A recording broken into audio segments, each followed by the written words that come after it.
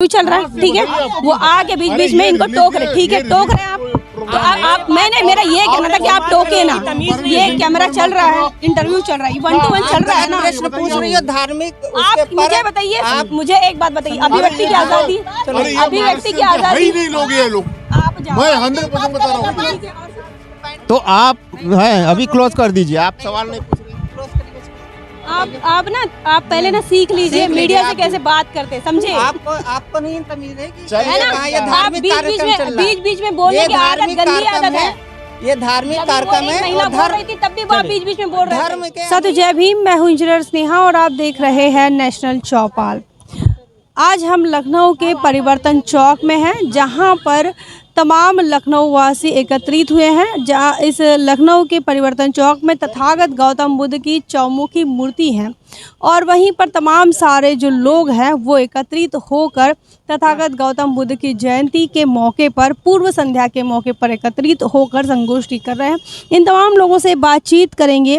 पूरे देश के अंदर मान्यवर कांशीराम साहब अपना सपना बताते हैं, कहते हैं कि सम्राट अशोक का भारत ही मेरे सपनों का भारत है।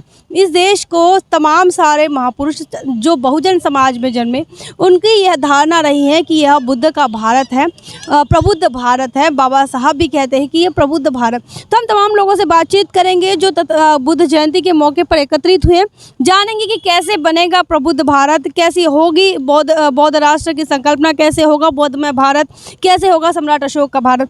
तो जय भीम सर, जानना चाहेंगे कि जिस प्रकार हमारे महापुरुषों ने सपना देखा कि भारत जो है वो प्रबुद्ध भारत बने, क्योंकि हिंदू राष्ट्र की बात पूरे देश के अंदर हो रही है, कैसे देखते हैं इसे?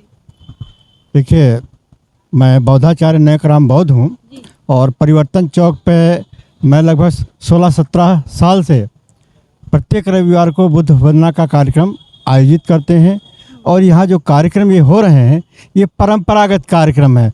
बुद्ध पूर्णिमा की पूर्व संध्या पर, बाबा साहब की जयंती की पूर्व संध्या पर कार्यक्रम होते हैं और उन तिथियों को बुद्ध पूर्णिमा और 14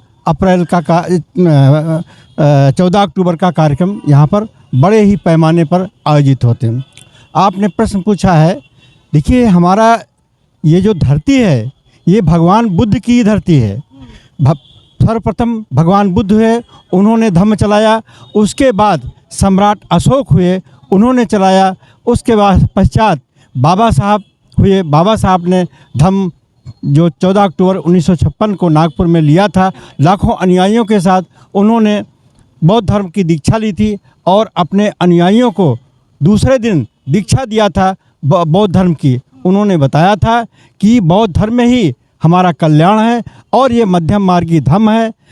वर्तमान में भी आप देखिए, हमारे देश का जो कोई जाता है, विदेश में जाता है, चाहे वो राजा हो या कोई मंत्री हो, वो क्या कहता है कि हम बुद्ध की धरती से आए हैं। तो ये भारत जो है ये प्राचीन काल बुद्ध का धर्म था और ये रहेगा और अब तो और भी ज़्यादा इसका विकास हो रहा है। लेकिन बुद्ध की धरती में आज मैत्री करुणा की कमी लग रही है, इसीलिए ये सवाल आया है। नहीं, ये आपको लगता है, यहाँ मैत्री है तभी तो हम लोग सब एकत्रित हुए हैं।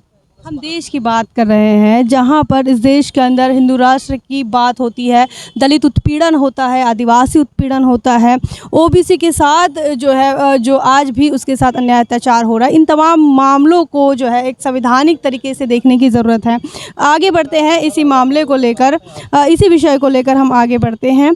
कैसे देखते हैं भारत को बौद्धमय बनाने की संकल्पना को?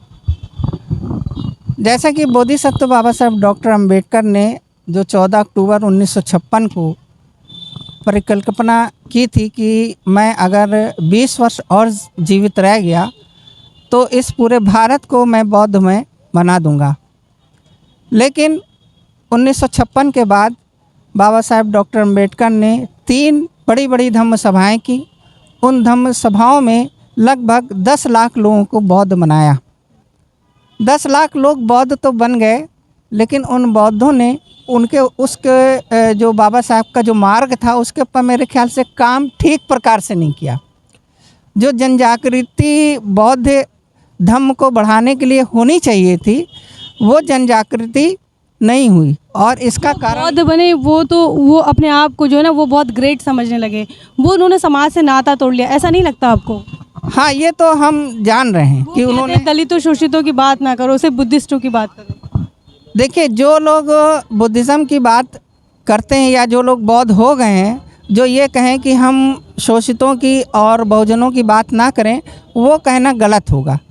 कहना इसलिए गलत होगा क्योंकि जब तक हम उनको ये नहीं बताएंगे तो कि उनका धर्म क्या है, जो हमारे जो उस परंपरा पौराणिक परंपरा में पड़े हुए हैं, वो अपना धर्म ही नहीं जानते कि उनका असली धर्म बौद्ध धर्म ही है।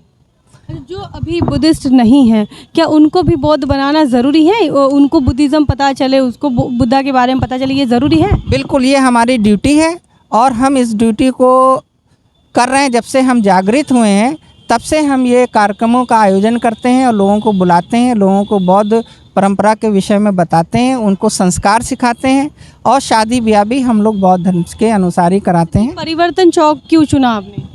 परिवर्तन चौक हमने इसलिए चुना क्योंकि ये एक सेंटर प्लेस है, हमारा केंद्रीय स्थल है और यहाँ पर जो आसपास का जो वातावरण है, यहाँ पर सभी धर्मों के लोग आते हैं, सभी जाति के लोग आते हैं, सभी वर्ग के लोग आते हैं और हम इस कार्यक्रम को इसलिए पूर्व संध्या पे चुना कि सभी लोग देखें कि आज क्या है। जैसे अन्य धर्मों के लोग करते हैं, 3-3 4-4 दिन अपने पर्व बनाते हैं, लेकिन हमारा एक दिन में समाप्त हो जाता है।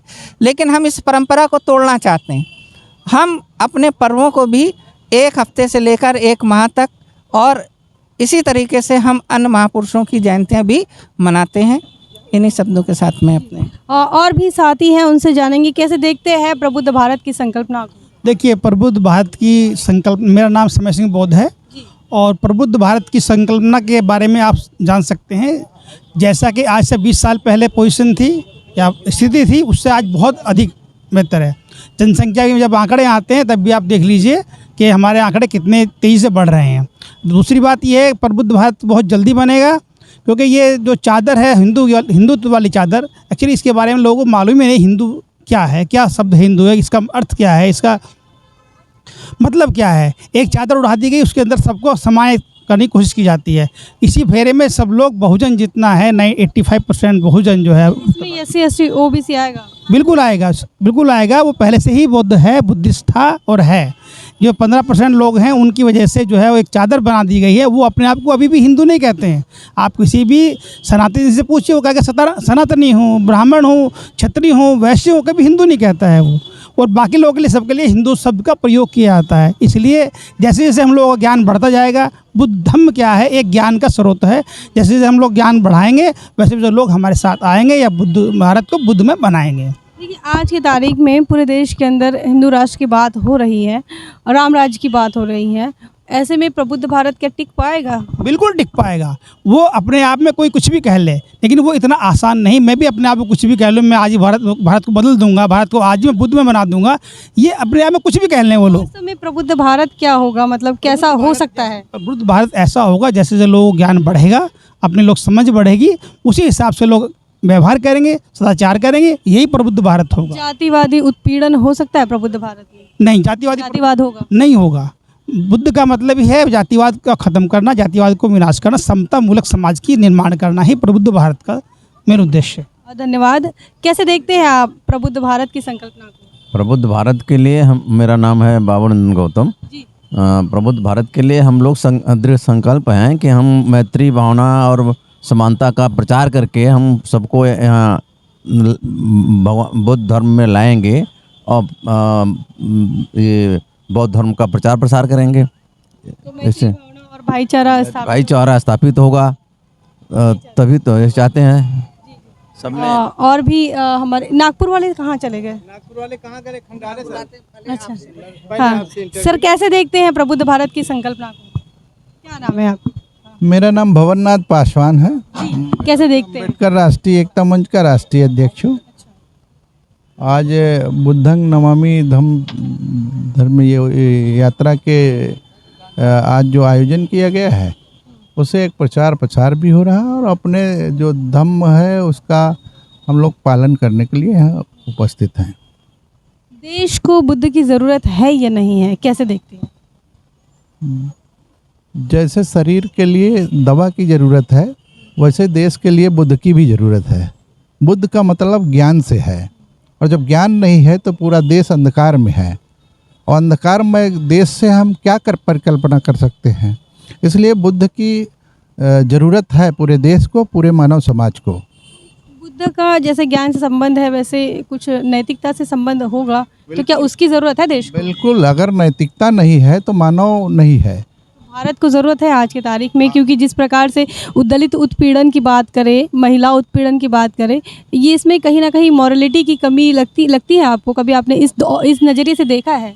हम तो दलित की बात नहीं करते हैं और न हम दलित हैं। जहाँ तक महिलाओं की बात है, वो देश की आधी आबादी है, उसको स्वतंत्रता, समता, बंधुत्व की ज़रूरत है, उसके सम्मान की ज़रूरत है। इसलिए उसके साथ जो भी न्याय अन्याय, अत्याचार, व्यभिचार हो रहा है वो घिनौना है, और इस देश में उन बुद्धिजीवी लोगों को सजग होकर उनके सहयोग में लगना चाहिए। अब दलित की बात क्यों नहीं करना चाहते? इसलिए कि हम दलित हैं नहीं, बनाया गया है। अच्छा, बनाया गया तो तो क्या उसे शेड्यूल कास्ट कहें? हम शेड्यूल कास्ट के हैं। तो शेड्यूल कास्ट के ऊपर जो उत्पीड़न हो रहा है उसको कैसे देखें? शेड्यूल कास्ट के जो उत्पीड़न हो रहा है, उनकी जो परिस्थितियां हैं उसका वो लाभ ले रहे हैं और उत्पीड़ित करते हैं। अभी वो आर्थिक रूप से बहुत संपन्न नहीं हुए हैं, और संपन्न नहीं हुए हैं तो जहाँ जाते हैं उनका यौन शोषण, उत्पीड़न, ये तमाम तरह के जो यातनाएं हैं वो संभव है। क्योंकि जब तक वो बौद्धिक रूप से सबल नहीं होगा, आर्थिक रूप से सबल नहीं होगा, राजनैतिक रूप से सबल नहीं होगा, तब तक उसका उत्पीड़न होता ही रहेगा। क्या इस उत्पीड़न से निजात पाने के लिए बुद्धिज़्म में कुछ चीज़ें दिखती है आपको? बुद्धिज्म में पूरा दिख रहा है और लोग देख नहीं रहे हैं, क्योंकि अंधकार में इतना फंस चुके हैं। काम करने की ज़रूरत पड़ेगी ज़्यादा बुद्धिज़्म। इस समय बुद्धिज्म की ज़रूरत अभी भी है, आगे भी है।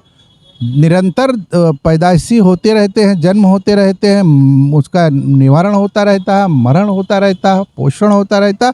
इसलिए आगे भी करने की ज़रूरत है, काम करने की ज़रूरत है। इसलिए जो है हम लोग ये जो छोटी छोटी योजनाएं या छोटे छोटे सभाएं करके लोगों को जागरूक कर रहे हैं, उससे लोगों को लाभ होगा और आगे बुद्धिज्म बढ़ेगा। हमारे साथ नागपुर के साथी, महाराष्ट्र के साथी है खंडारे जी। प्रबुद्ध भारत की संकल्पना को कैसे देखते हैं आप? प्रबुद्ध भारत की संकल्पना ऐसी है कि जिसमें भारत में जो बौद्ध धर्म है वो 7 स्तरों पर स्थापित रहे, राजनीतिक, धार्मिक, आर्थिक, सामाजिक, सांस्कृतिक रूप में, तभी उसको प्रबुद्ध भारत कहा जा सकता है। और ये परिकल्पना धीरे धीरे साकार होगी। अभी तक जैसे दलितों की बात करें, आदिवासियों की बात करें, ओबीसी की बात करें, तो ओबीसी का कुछ तबका छोड़ दिया जाए, 1% से भी कम छोड़ दिया जाए, बाकी सभी लोग अभी भी हिंदू राष्ट्र के लिए खुशी मना रही हैं। शेड्यूल कास्ट में भी काफ़ी लोग खुशी मना रहे हैं, तो ऐसे में कितनी कठिनाइयाँ है प्रबुद्ध भारत की? नहीं, मुझे ये बताइए, अब जैसे कि महाराष्ट्र में आप देखेंगे, मैं वहाँ का हूँ, इसलिए जो उद्धव ठाकरे जी हैं, शिवसेना प्रमुख, अब तक तो पूरा खानदान हिंदू राष्ट्र के लिए रात दिन मारने की बात करता था, मार भी चुके लाखों लोगों को पहले भी। अब कैसे कि वो हिंदू राष्ट्र के नए सिरे से क्या बोलते वो डेफिनेशन चाह रहे हैं। क्यों चाह रहे हैं? क्योंकि उनको पता है हिंदू राष्ट्र के जो डेफिनेशन में ही गड़बड़ है, उसमें ही गड़बड़ है। हिंदू राष्ट्र जो कह रहे हैं कि हम सब हिंदू हैं, उनके सामने जाइए, पता चलेंगे, वो पूछते तुम सवर्ण हो कि ना हो। इसका मतलब क्या है कि तुम्हारे डेफिनेशन में ही गड़बड़ है, तुम्हारी दवा में ही गड़बड़ है ना। इस प्रकार से ये हिंदू राष्ट्र की जो संकल्पना है ये ज़्यादा दिन नहीं टिकने वाली। पुराना समय अलग था। जो सरकार बना रहे हैं, यूपी में सरकार बनी है, पूर्ण बहुमत की सरकार बन रही है, देश में बन रही है। सरकार बनना अलग है और स्थापित होना अलग है। हिटलर ने भी सरकारें बनाई, और रशिया और जो है यूक्रेन, वहाँ भी सरकारें बनी, अपने अपने राष्ट्रवादी सरकारें हैं। वो भी क्या स्थिति है, वो हार मानने की तैयारी में आ गए हैं। तो स्थापित करना अलग है, उसके भीतर चलना अलग बात है। इनके खुद के गुठे खुद एक दूसरे को सहमत नहीं है, वो क्या राष्ट्र स्थापन करेंगे? असल में वो राष्ट्र उनको खुद को पता है ये स्थापित नहीं होना है, उनको खुद को मालूम है। वो चाहते क्या है कि अपने विशिष्ट जाति के लोगों को सबसे टॉप पर बने रहे, बस राष्ट्र बने ना। प्रबुद्ध भारत के लिए कॉन्स्टिट्यूशन, आप रुकिए, आप कैसे, आप हमारा चैनल, आपके हिसाब से सवाल नहीं होगा, मीडिया है ये, आप गलत सवाल तो जवाब देना आपका काम है ना। ये आप कैसी बात कर रहे हैं? आप मीडिया के बीच में बात नहीं कर सकते। ये सब चलेगा, ठीक है? आप गलत ये जवाब- सब चलेगा, आप मीडिया के बीच में बात नहीं कर सकते। आप मीडिया हैं, आप मीडिया हैं, मैं आयोजक हूँ इस कुछ भी संस्थान बोल का। सकते हैं। मैं आयोजक है, जवाब देना आपका काम है, जवाब ठीक है, जवाब देना आपका काम है, आप ना भी दे सकते हैं, इधर, सवाल इधर। करना हमारा काम है, ठीक है। हम आयोजक हैं हाँ, ठीक है, और हम ठीक है। आयोजक जो चाहेंगे- आयोजक हैं आप, मीडिया है। नहीं है, ठीक है। हाँ हाँ पूछिए। देखिए, प्रबुद्ध भारत की जो संकल्पना है उसको अभी देख रहे हैं, इस देश के अंदर जिस प्रकार से हिंदू राष्ट्र की बात हो रही है, ऐसे में मैं वही कह रही थी कि कितनी चुनौतियां बुद्धिस्ट बौद्ध प्रबुद्ध भारत की तरफ 15 साल से संघ के सबसे करीब लोगों के पास में ही हूँ, जो टॉप में 3rd लेवल पे मोहन भागवत जी के बाद में। वो खुद जानते हैं क्या सफल होगा क्या नहीं। वो जनता में जब बोलते हैं वो प्रैक्टिकल नहीं होता। कॉन्स्टिट्यूशन में आप देखते हैं बुद्ध की प्रतिकृति, तो आप जो है ये राष्ट्र की कल्पना को भुला कर ही प्रश्न पूछिए। नहीं जैसे प्रबुद्ध भारत की जो संकल्पना है, क्या आप संविधान में देखते हैं उसकी प्रतिकृति? आप संविधान में बुद्धिज्म की परिकल्पना पूरी है उसमें। जब बाबा साहब ने संविधान दिया, मैं नागपुर का आदमी हूँ, ठीक है, हम जानते हैं उनको क्या कहा था उन्होंने बार बार कि ये जो संविधान है मैंने विनय पिटक को ध्यान में रख के लिखा है, सम्राट अशोक के गतिविधि को ध्यान में रख के लिखा है, ठीक है। तो फिर ये जो इसीलिए इनका हिंदू राष्ट्र का सपना पूरा नहीं हो सकता, क्योंकि चूंकि संविधान जो है उसकी देखिए, उसमें बुद्ध की प्रतिकृति है, या फिर बुद्ध का विचार है। हाँ, बुद्ध का विचारधारा है और हमने इसको इसको चलाने की कोशिश करना चाहिए। बल्कि जो जो पॉइंट उन्होंने संविधान के हटाए दोबारा लागू करने के लिए हमने कोशिश करना चाहिए। इवन मैंने संघ के लोगों से मुंह से सुना है, वो खुद कश्मीर की धारा दोबारा लाने की बात कर रहे हैं। तो आप संघ से संबंधित है या फिर आइडियोलॉजिकली अलग है? जहाँ जहाँ मैं काम करता हूँ वो घूम फिर के मेरे पास आ ही जाते हैं, अच्छे भी आते हैं बुरे भी आते हैं। मैंने पहले ही कहा आप उनकी बातें छोड़ दीजिए, क्योंकि वो खुद 50 साल बाद 30 साल बाद छोड़ने की बात कर रहे हैं, अपना ही राष्ट्रवाद खुद ही छोड़ने की बात कर रहे हैं। तो आप पूछिए ही मत उसको, आप बुद्धिज्म पे ही पूछिए कि बुद्धिज्म का हमारा क्या आधार है कि नहीं। तो अब जैसा कि मैंने कहा था, आपने भी सवाल पूछा प्रबुद्ध भारत के बारे में, तो भारत को प्रबुद्ध करने के लिए सबसे पहले तो सत्यशील की ज़्यादा ज़रूरत है। यहाँ सत्यवादी लोग ही कम हैं, जज तक झूठ बोल लेते हैं। तो धम्म ही उनको सत्य का रास्ता दिखाएगा और हम ही को ऊपर उठना पड़ेगा।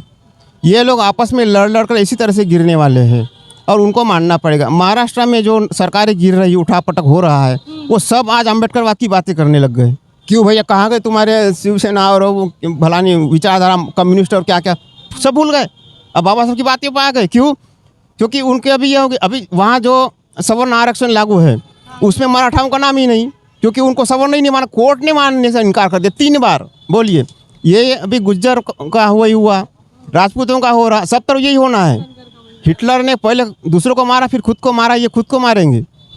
ये सबको धीरे धीरे क्या कहेंगे कि हिंदू राष्ट्र का जो संकल्पना है वो कहीं ना कहीं विध्वंस की ओर जाएगा।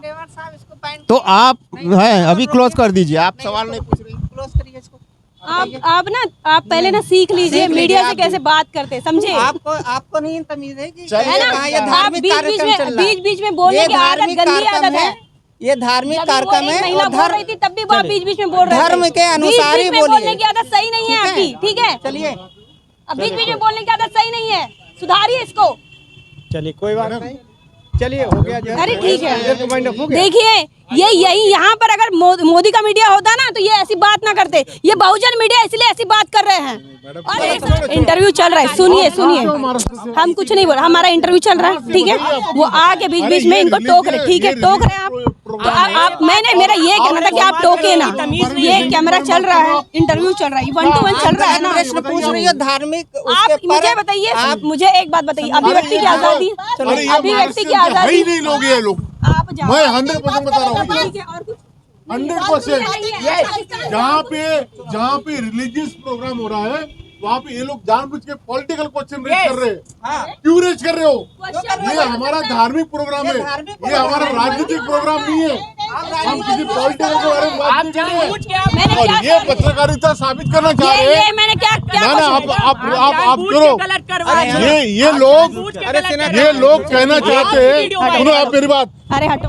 इस वक्त हम परिवर्तन चौक पर थे और विषय चल रहा था प्रबुद्ध भारत की ओर कि कैसे अग्रसर होगे, वो क्या प्रबुद्ध भारत की ओर हम बढ़ रहे हैं या नहीं बढ़ रहे। ऐसे में जिन तमाम मुद्दों को लेकर हम बात कर रहे थे, तो इन मुद्दों में कई लोगों को ये ऑब्जेक्शन रहा कि क्यों नेशनल चौपाल ने जो है राजनीतिक सवाल किए। राजनीतिक सवाल मैंने नहीं किया था। ये राजनीतिक सवाल की बात ही नहीं सुने एक मिनट, ये राजनीतिक सवाल की बात ही नहीं। तो इस वक्त हम यहाँ पर बात कर रहे थे प्रबुद्ध भारत की, और प्रबुद्ध भारत में बात करते हुए जो विषय निकले उसमें राजनीतिक मुद्दों को किसी नागपुर के वक्ता ने छेड़ दिया और उसके बाद जो है वो बवाल हो गया।